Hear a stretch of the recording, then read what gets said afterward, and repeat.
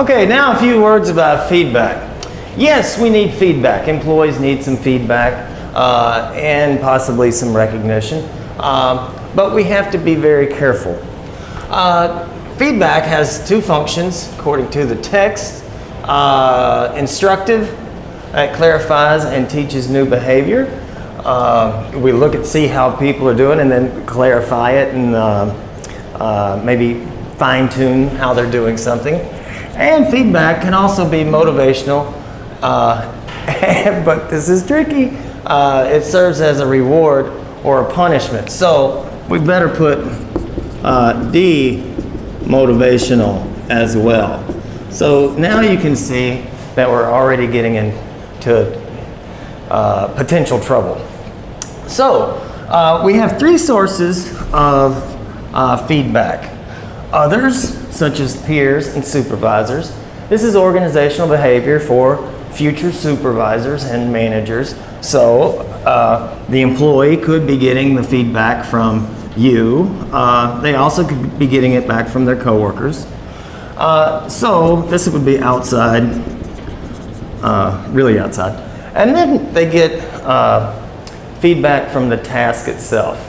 If the product works, if they land the airplane, I landed the airplane, it's not crashed, I won, there's my feedback. And then they have feedback from themselves. How did I do under the circumstances? How did I do on the job? Maybe they're a cook, they taste the food and they go, that's not so good. So they can get feedback, well, that's task too, but from their self-talk.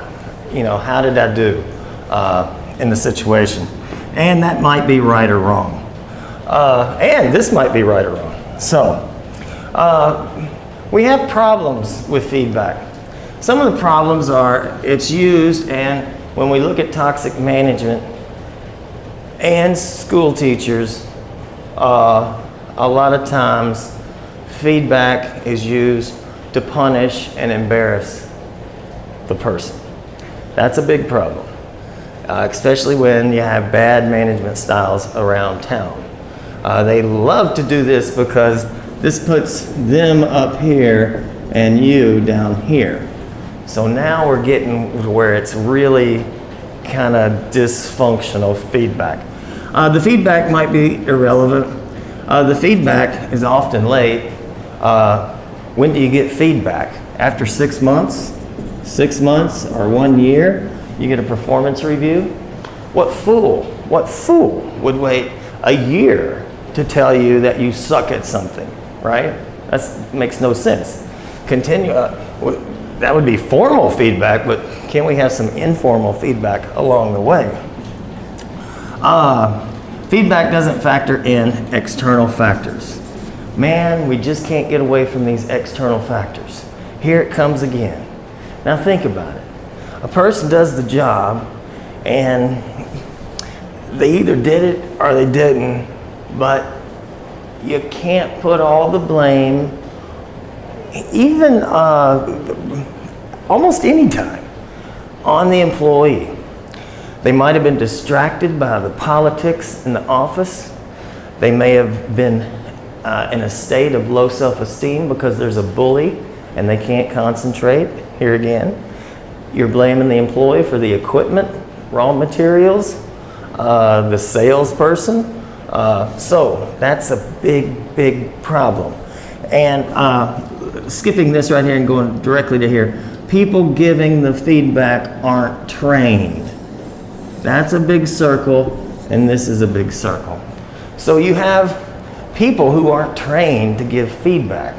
They probably, well, of course we have great managers out there, but there's a lot of bad managers, and they're going to use it to punish and embarrass, lower self-esteem, lower self-efficacy, and bring down the spirit of the people.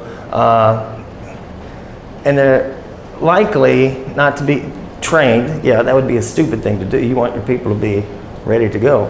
But they're also not factoring in external factors. It's not always the employee's fault. Sometimes it is, yes, but there's not just the employee in a system. A system has a lot of things going on. And oftentimes the feedback takes too long. We could point that back up to 6 months to a year. And the feedback is too nice or too harsh. So you might have that manager that's always negative, always putting people down. And then you might also have the manager that always creates those nice job junkies where they, oh, nice job, nice job, nice job, nice job, nice job. Nice job at what? And really, why are you saying nice job? Is this popularity or what's going on here? Okay, so to make things worse, positive feedback, hey, great job, might send the message that the employee is good enough and therefore they stop. I'm good enough. I don't have to improve. I'm good enough. And it might cause them to be overconfident.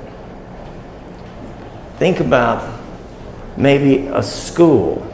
If you were in school at, say, I don't know, a remote school, and then the teacher's always telling you, nice job, nice job, nice job, nice job, because you can add 3 to 2, and then it comes time for calculus later on, and you've been overconfident all that time, and they've set you up for failure. So the positive feedback can be troublesome, and negative feedback, of course, could result in a challenge or devastation of the spirits. So, in the Eutychian management by Maslow, he says, assume people are tougher than you thought. Than you thought. Okay, and then I disagree with that. Assume people are tougher. I'm gonna say people are weaker. They have thin skin, and we have to be very careful with the feedback. Very careful. So there's a lot of problems going on with feedback. I think the best thing to do is build a relationship with the employee so you can be honest and have an ongoing dialogue. You don't wait 6 months. And no fool for a manager would want to punish and embarrass somebody unless the employee was just such a pain to them. And you must think about the external factors before you judge people. Okay, so there we go, feedback.